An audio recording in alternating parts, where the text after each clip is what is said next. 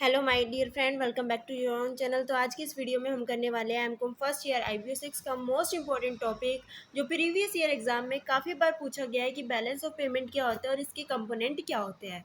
तो balance of payment is the record of transaction between the resident of the country and the foreign resident over a specific time period. Balance of payment के अंदर जितनी भी transaction होती है वो सारी की सारी ट्रांजेक्शन को रिकॉर्ड किया जाता है। ट्रांजेक्शन किसके बीच में होती है?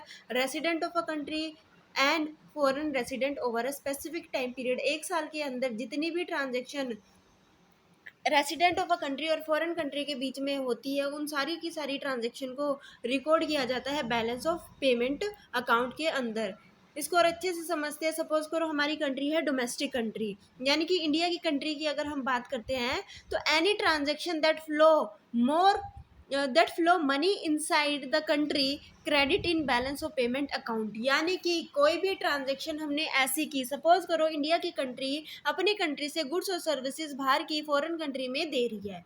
जब फॉरेन कंट्री को गुड्स या सर्विस मिलेंगे तो वहाँ की कंट्री हमारी कंट्री में क्या देगी? पेमेंट करेगी। पेमेंट करेगी तो हमारी कंट्री में क्या आएगा? फॉरेन एक्सचेंज आएगा। फॉरेन एक्सचेंज आने से हमारे जो कंट्री है उसमें जो बैलेंस ऑफ पेमेंट अकाउंट है वो क्या हो जाएगा? क्रेडिट हो जाएगा। इसी तरीके से any transaction that flow money outside the country debit in balance of payment account. अब बाहर की कंट्री फॉरेन कंट्री से अगर हम अपनी इंडिया की कंट्री में गुड्स या सर्विसेज को इंपोर्ट करेंगे तो हमारी कंट्री वालों को क्या करना पड़ेगा? पेमेंट देनी पड़ेगी उन कंट्रीज को, फॉरेन कंट्रीज को, और जो पेमेंट किस फॉर्म में होगी?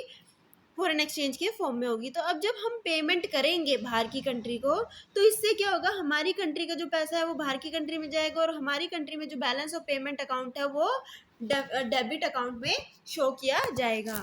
उसके बाद हम देख लेते हैं component of balance of payment account के क्या क्या कंपोनेंट होते हैं। It means what we included in balance of payment account. Component का मतलब ये होता है कि बैलेंस ऑफ अकाउंट के अंदर हम क्या क्या चीज़ें इंक्लूड करते हैं। There are two types of account. दो तरीके के अकाउंट जो है बैलेंस ऑफ पेमेंट अकाउंट के कंपोनेंट में ऐड होते हैं, करंट अकाउंट और कैपिटल अकाउंट। सबसे पहले हम जानते हैं कि करंट अकाउंट होता क्या है। Net income of a country over a specific time period, यानी कि एक कंट्री ने बाहर की कंट्री में गुड्स को एक्सपोर्ट किया या बाहर की कंट्री से गुड्स या सर्विसेज को इंपोर्ट किया, जो भी इनकम एक कंट्री को होती है, net income of a country, सारी की सारी पेमेंट देने के बाद और रिसीव करने के बाद जो भी नेट इनकम बनती है कंट्री की एक स्पेसिफिक पीरियड ऑफ टाइम में, उसको हम बोलते हैं करंट अकाउंट में वो सारी चीज़ें रिकॉर्ड की जाती है। अब समझ आ गया करंट अकाउंट होता है क्या। अब जानते हैं component of current account. Current account के क्या क्या कंपोनेंट होते हैं, करंट अकाउंट में क्या क्या चीज़ें इंक्लूड होती है। तो करंट अकाउंट के अंदर चार चीज़ें इंक्लूड होती है: visible items, invisible item, unilateral transfers, income receipt and payment. तो सबसे पहले देखते हैं विजिबल आइटम होती क्या है। Which we can see, touch and measure, यानी कि वो सारी आइटम जिसको हम देख सकते हैं, टच कर सकते हैं, मेजर कर सकते हैं, वो सारी चीज़ें विजिबल आइटम के अंदर आती है। जैसे कि मशीनरी, राइस, टी, क्लोथ्स और बहुत सारी चीज़ें जो जिसको हम देख सकते हैं, टच कर सकते हैं और मेजर कर सकते हैं। यानी कि इन सारी चीज़ों को अगर हम इंपोर्ट करते हैं, अपनी कंट्री के अंदर लाते हैं, import of visible item will be debited in the balance of payment account. यानी कि अगर गुड्स को हम इंपोर्ट करेंगे अपनी कंट्री में तो इससे क्या होगा? हमें दूसरी कंट्री को पेमेंट करनी पड़ेगी। जब हम पेमेंट करेंगे तो हमारी कंट्री से फॉरेन एक्सचेंज जाएगा, तो हमारी कंट्री में जो बैलेंस ऑफ पेमेंट अकाउंट है उसमें डेबिट साइड शो किया जाएगा। Export of visible item will credit in balance of payment account. यानी कि अगर हम गुड्स या सर्विसेज को, विजिबल आइटम्स को अगर एक्सपोर्ट करते हैं तो हमारी कंट्री में एक फॉरेन एक्सचेंज आएगा जो कि बैलेंस ऑफ अकाउंट में क्रेडिट साइड शो किया जाएगा। उसके बाद आती है इनविजिबल आइटम। इनविजिबल आइटम क्या होती है? Which we can not see, touch and measure. वो सारी आइटम जिसको हम देख नहीं सकते, छू नहीं सकते, मेजर नहीं कर सकते। ये for example services of shipping, यानी कि हमने शिपिंग सर्विसेज प्रोवाइड की, बैंकिंग सर्विसेज प्रोवाइड की, इंश्योरेंस सर्विस प्रोवाइड की, यानी कि ये सारी चीज़ें क्या होती है? इनविजिबल आइटम्स का पार्ट होती है। अगर हम सर्विसेज को क्या कर रहे हैं? प्रोवाइड कर रहे हैं, यानी कि सर्विसेज को एक्सपोर्ट कर रहे हैं, तो ये क्या होंगी? बैलेंस ऑफ पेमेंट अकाउंट में क्रेडिट हो जाएंगी। इंपोर्ट ऑफ सर्विसेज, यानी कि हमारी कंट्री क्या कर रही है, इन सारी सर्विसेज को ले रही है। इंपोर्ट ऑफ सर्विसेज, जब हम सर्विसेज लेंगे तो हमें क्या करनी पड़ेगी, उन सर्विसेज की पेमेंट करनी पड़ेगी। पेमेंट करनी पड़ेगी तो हमारी कंट्री से फॉरेन एक्सचेंज जाएगा, जो कि बैलेंस ऑफ पेमेंट अकाउंट में डेबिट साइड शो किया जाएगा। अब सर्विसेज हम प्रोवाइड करेंगे तो क्या होगा, हमारी कंट्री में फॉरेन एक्सचेंज आएगा, जो कि credit side balance of payment account में शो किया जाएगा। उसके बाद आती है थर्ड पॉइंट, जो है यूनिलेटरल ट्रांसफर। यूनिलेटरल ट्रांसफर का मतलब क्या होता है, one way transfer of item from one person to another. Unilateral transfer का मतलब होता है जब हम one way transfer of items from one person to another, और one way means without any expectation in return, यानी कि जब हम पेमेंट कर रहे हैं, कुछ भी गिफ्ट्स दे रहे हैं, डोनेशन दे रहे हैं, हम कुछ एक्सपेक्ट नहीं करते कि बदले में हमें कुछ मिलेगा। Giving gifts and donation to another country, जब हम गिफ्ट्स या डोनेशन दूसरी कंट्री को देंगे in the form of foreign exchange, तो हमारी कंट्री से क्या होएगा, पैसा जाएगा, तो वो डेबिट साइड शो किया जाएगा बैलेंस ऑफ पेमेंट अकाउंट में। अगर हमारी कंट्री में गिफ्ट और डोनेशन आएगा इन the form of foreign currency, तो वो क्रेडिट साइड शो किया जाएगा in the balance of payment account. इसके बाद आती है income receipt and payment. Factor payment and receipt like interest, rent, profit, यानी कि इनकम या तो हमें मिल रही है या हम पेमेंट कर रहे हैं। Receiving factor income from another country, यानी कि हमने क्या की, फैक्टर इनकम रिसीव किया किसी और कंट्री से। जब हम फैक्टर इनकम रिसीव करेंगे इन the form of foreign exchange, तो क्या होगा, हमारा जो बैलेंस ऑफ पेमेंट अकाउंट है उसमें क्रेडिट साइड शो किया जाएगा, because money is coming to our country.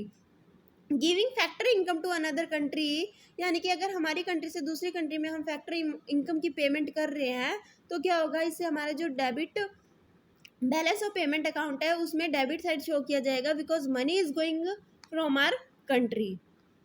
उसके बाद आते हैं कैपिटल अकाउंट। तो कैपिटल अकाउंट क्या होता है, net changes in assets and liability of a country over a specific time period, की हमारी कंट्री का जितने भी असेट्स और लाइबिलिटी में चेंजेस हुआ है, वो नेट चेंजेस एक स्पेसिफिक पीरियड ऑफ टाइम में शो किए जाते हैं कैपिटल अकाउंट में। अब कंपोनेंट ऑफ कैपिटल अकाउंट के कंपोनेंट क्या क्या होते हैं, loan and borrowings, investment to and from abroad, और थर्ड है फॉरेन एक्सचेंज रिजर्व। यानी कि इन तीनों को हम डिटेल में समझते हैं। Loan and borrowing, it consist all loans and borrowings that you give और रिसीव फ्रॉम अब्रॉड। लोन और बोरिंग का मतलब है या तो आप बाहर की फॉरेन कंट्री को लोन प्रोवाइड कर रहे हो या फिर वहाँ से लोन को ले रहे हो, कोई भी कर सकता है। या तो ये प्राइवेट और पब्लिक सेक्टर लोन हो सकते हैं, या तो प्राइवेट सेक्टर लोन हो सकता है या फिर पब्लिक सेक्टर लोन हो सकता है। When receive loan and foreigner do repayment, यानी कि या तो हम क्या कर रहे हैं, लोन को रिसीव कर रहे हैं, लोन ले रहे हैं फॉरेन की कंट्री से, या फिर फॉरेन की कंट्री को हमने जब लोन दिया था तो अब वो लोन हमें रिपे कर रहे हैं, रिपेमेंट कर रहे हैं। तो when receive loan and foreigners do repayment of the loan will come credit side in balance of payment account. इसका मतलब है कि फॉरेन एक्सचेंज हमारी कंट्री में आ रहा है, जो बैलेंस ऑफ अकाउंट में क्रेडिट साइड को शो किया जाएगा।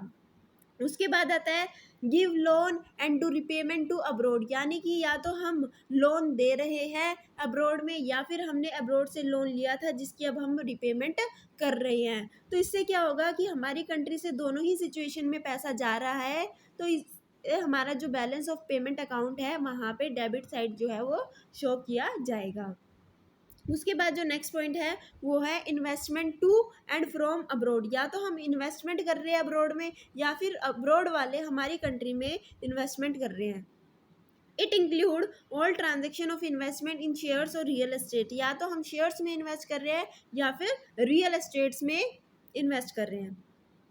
डूइंग इन्वेस्टमेंट इन अब्रॉड, जब हम इन्वेस्टमेंट करेंगे अब्रॉड में तो पैसा हमारी कंट्री से अब्रॉड जाएगा, ये बैलेंस ऑफ पेमेंट अकाउंट में डेबिट साइड शो किया जाएगा, क्योंकि जो मनी है वो हमारी कंट्री से जा रहा है। Foreigner doing investment in India, जब फॉरेन की कंट्री के लोग हमारी कंट्री में इंडिया में पैसा इन्वेस्ट करेंगे तो हमारी कंट्री में पैसा आएगा, जो कि बैलेंस ऑफ पेमेंट अकाउंट में क्रेडिट साइड शो किया जाएगा।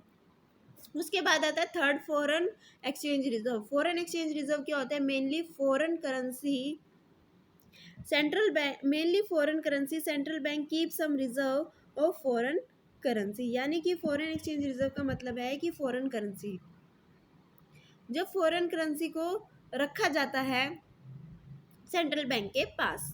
If foreign currency reserve increase will come in debit side, अगर फॉरेन करेंसी का रिजर्व बढ़ जाता है तो वो डेबिट साइड आएगा, क्योंकि फॉरेन करेंसी को बाय करने के लिए हमें अपनी करेंसी को सेल करना पड़ेगा, तभी हमारी कंट्री में फॉरेन करेंसी आएगी। तो because to buy foreign currency we have to give our currency, it means money is going out of our country. So क्या होगा, जो भी फॉरेन करेंसी रिजर्व है वो बैलेंस और पेमेंट अकाउंट में डेबिट साइड शो किया जाएगा और वाइसा वर्सा, यानी कि जब हम फॉरेन करेंसी रिजर्व हमारे यहाँ पे डिक्रीज हो जाएगा, इसका मतलब क्या है कि हम फॉरेन करेंसी को सेल कर रहे हैं और अपनी कंट्री की करेंसी को परचेज कर रहे हैं, ये क्रेडिट साइड शो किया जाएगा हमारे बैलेंस ऑफ पेमेंट अकाउंट में। आई होप कि आपको बैलेंस ऑफ पेमेंट अकाउंट क्या होता है वो समझ में आया और इसके कंपोनेंट्स भी अच्छे से क्लियर हो गए हो। And thanks for watching.